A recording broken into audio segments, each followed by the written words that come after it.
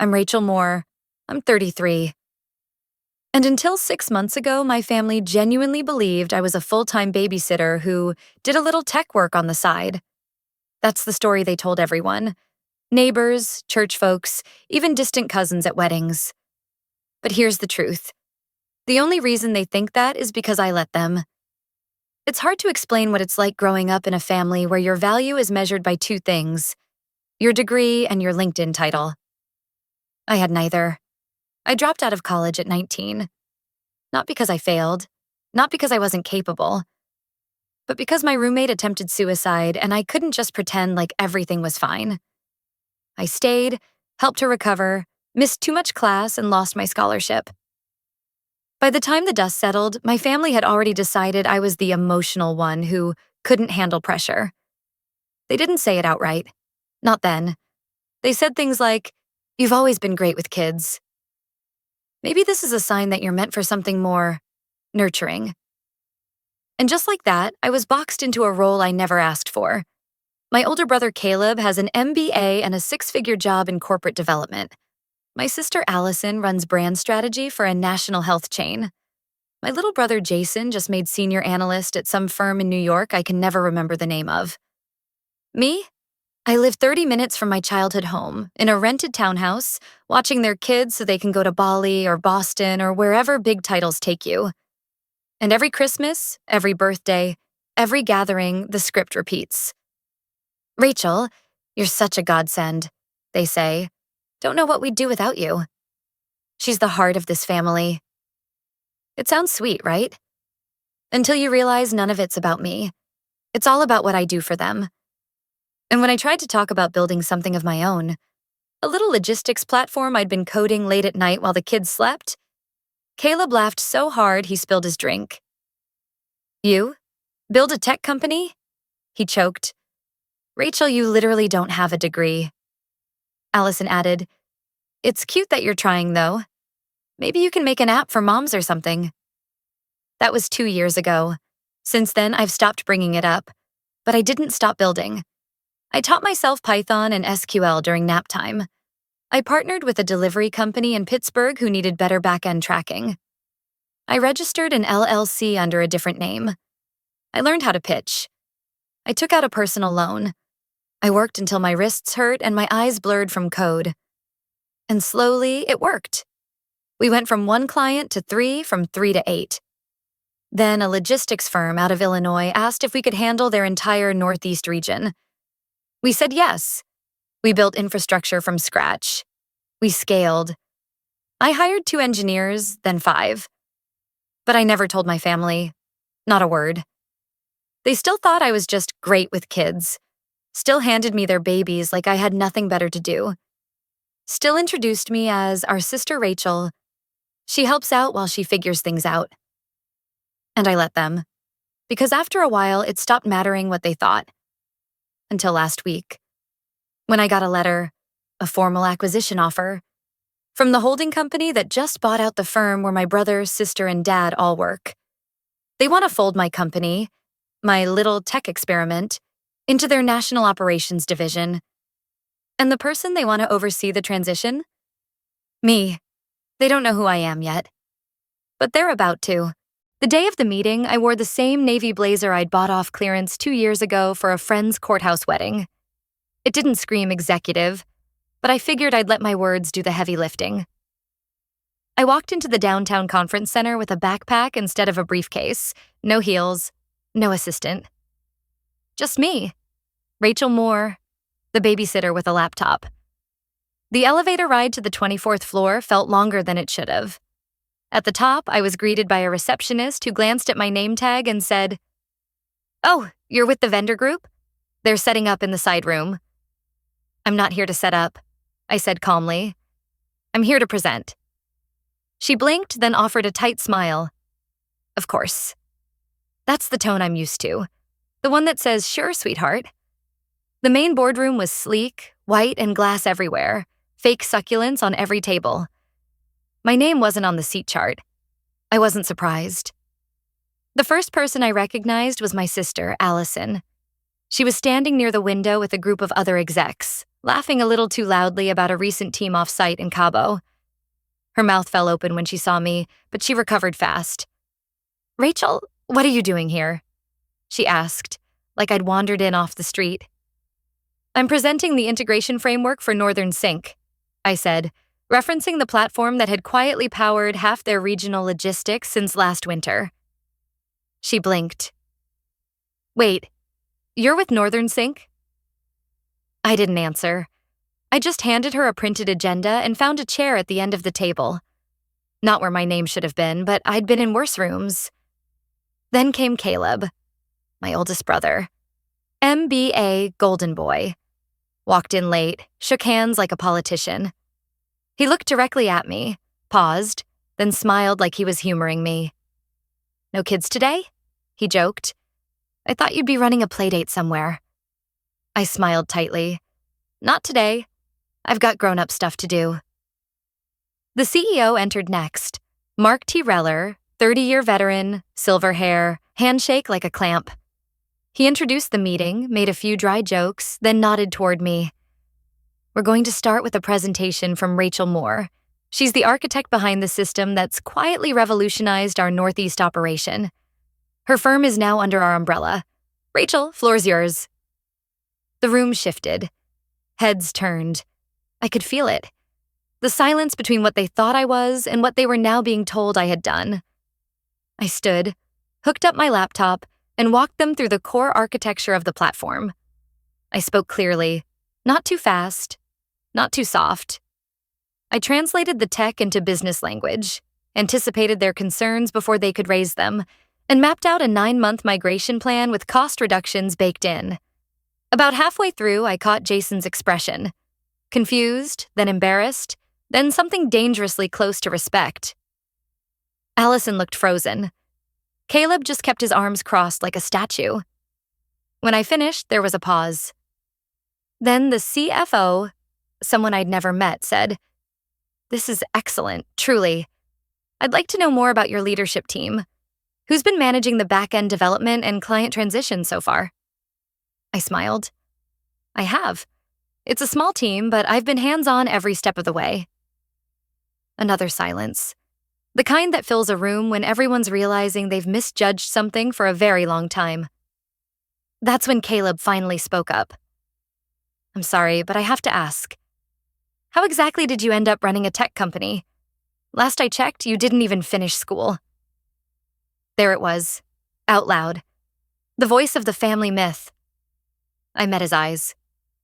"You're right. I didn't. I built this company while babysitting your kids and fixing your router and folding your laundry. I worked nights while you were on golf trips. I Googled what I didn't know and figured it out while you laughed." The air tightened. "And now," I added, pulling a folder from my bag, "you'll be reporting quarterly integration metrics to me. Because as of last Friday, this platform and this division are under my direct oversight." I placed the signed contract in front of the CFO. It bore my full name, Rachel Elizabeth Moore, Director of Technical Integration Strategy, North Ops Group. The color drained from Caleb's face. Allison opened her mouth, then shut it again. Jason looked like he wanted to disappear. Mark Reller leaned back, clearly entertained. "Well, looks like we underestimated the babysitter." I didn't gloat.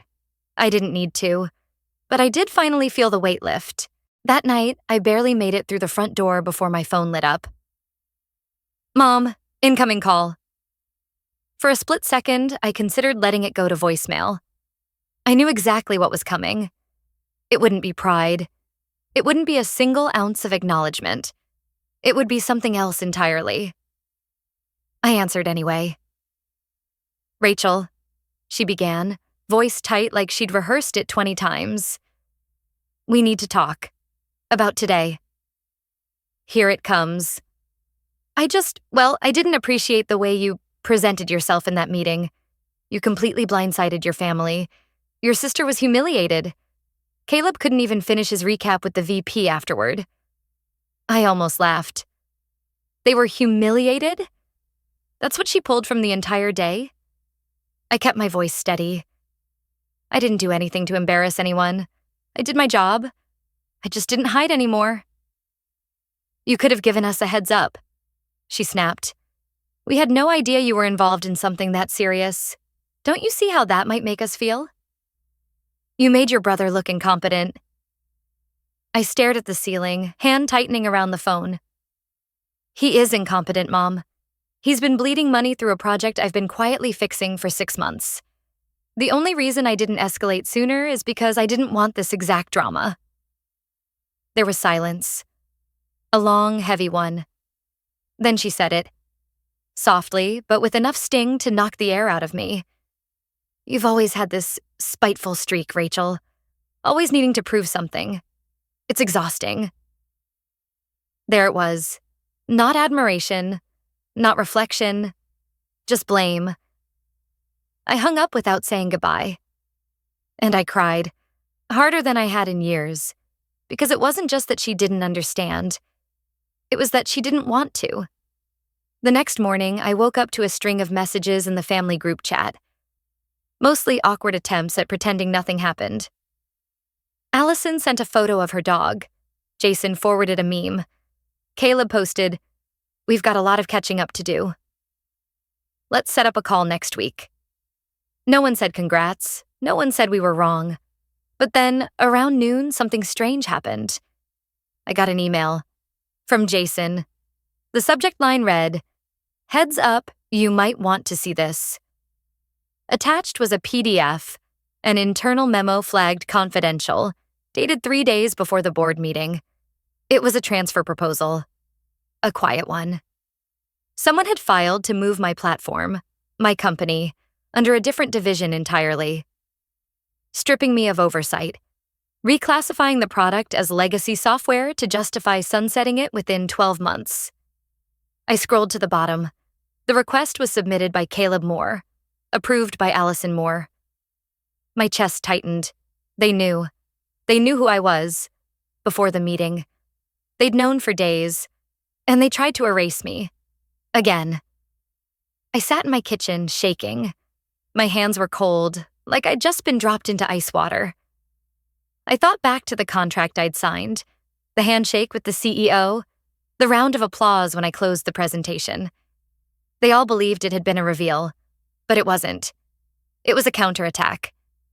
And I had walked straight into it. I forwarded the memo to my attorney and called Ethan, my co-founder. His voice was tight. They were planning a hostile transition. "Rachel, we've got maybe 48 hours before this gets serious." "What do I do?" I asked, throat dry. He didn't hesitate. "You fight. With everything you've built. And maybe it's time to stop fighting quiet." He was right. I'd spent a decade building something powerful, but always in the shadows. Always making myself small, polite, non-threatening. They counted on that. They built their entire plan around that. But they forgot something. You can't erase someone who already owns the blueprint. The hardest part wasn't realizing they tried to sabotage me. The hardest part was accepting that it wasn't some petty misunderstanding or a last-minute panic move. Caleb and Allison had planned this. Carefully, silently, and they'd signed their names to it without blinking. They weren't trying to preserve the family legacy. They were trying to erase me from it. I didn't sleep that night. Ethan and I stayed up cross-referencing timelines, emails, contract clauses. At 2:14 a.m., we found it. Section 12B of the acquisition agreement. Buried in the fine print, any reassignment of leadership roles must be disclosed to and co-signed by the acquired executive officer. Me. Which they hadn't done. That clause would be my weapon. But it wasn't the real twist I had in mind. The emergency board meeting was set for 9:30 a.m. sharp. No time for posturing, no chance to run. I walked in wearing black. No color, no warmth. Just clean lines and intent. I didn't speak to Caleb or Allison as I passed them. Caleb stared straight ahead like I was air. Allison pretended to scroll her phone. I could feel the tension crackling off their bodies. CEO Reller sat at the head of the table, fingers steepled. He wasn't smiling. "We're here to address a potential breach of acquisition protocol," he said flatly. "Rachel, the floor is yours." I stood, calm but alert, like every nerve in my body was awake. I'll be brief. 3 days ago, 2 board members attempted to reclassify the system I developed, Northern Sync, as legacy tech. They filed transfer documents that would remove my authority, downgrade the platform, and bury it under a restructuring plan. I paused. I was not notified. My signature does not appear. This action violates Section 12B of the agreement signed at acquisition. I slid printed copies across the table. A quiet shit escaped someone's lips near the end of the room. Reller skimmed the papers. This is confirmed? Confirmed, I said. Time-stamped, logged, traceable. He nodded slowly. We'll handle the internal disciplinary steps. No, I said, my voice steady but sharp. Not yet. Caleb finally looked up. Excuse me? I turned to him. You tried to gut the one product holding this company's East Coast operation together. You used insider access. You forged justification with false performance metrics. You gambled the careers of 42 employees, all to cut me out. He opened his mouth to speak, but I didn't let him. I kept quiet for a decade. Let everyone think I was the babysitter who couldn't finish college. You laughed when I said I was building something. You said I'd fail. So I built it in silence. And now that it's valuable, you think you can steal it back. Allison shifted uncomfortably. It wasn't personal. Of course it was. I snapped. You made it personal when you made sure no one even knew I was family. Gasps rippled down the table. That was it. The secret they'd kept from the rest of the board. Caleb had always introduced me by first name only. Rachel from Ops. Allison had told people I was a vendor they'd met through mutual contacts.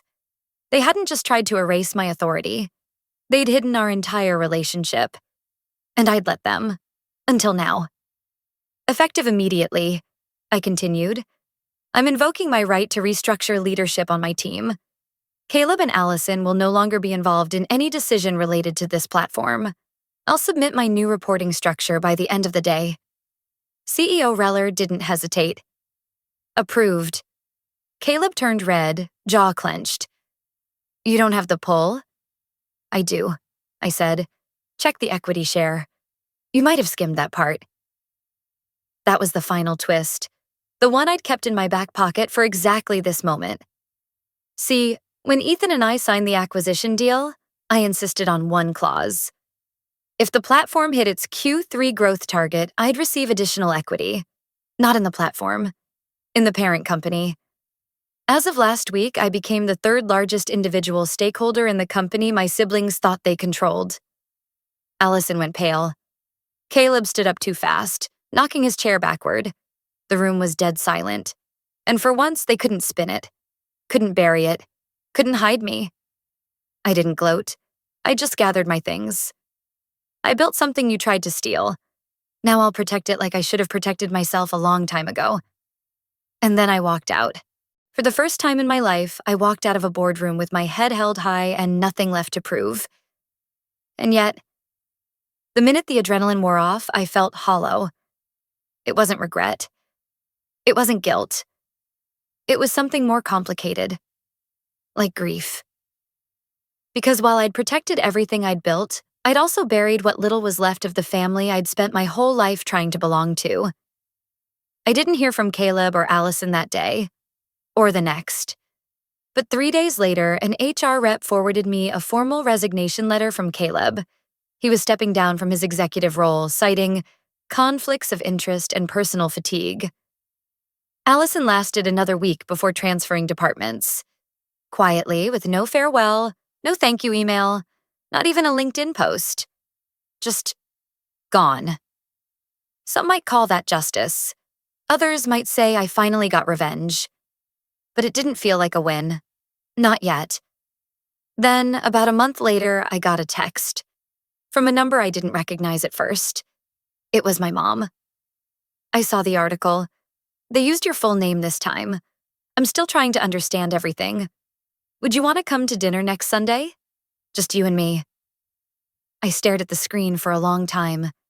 This woman had spent years minimizing me, shaping a narrative around my potential instead of my actual achievements. She'd stood by while my siblings boxed me into silence, and worse, believed she was doing me a favor. But still, it was something. I replied simply, "Sure, one dinner." We met at a quiet Italian place near her house. I showed up 5 minutes late on purpose. She stood when she saw me, gave me the kind of hug that used to feel warm but now felt unfamiliar. "I read everything," she said once we sat down, "not just the press piece. Jason showed me your platform, the investor deck, all of it." I said nothing.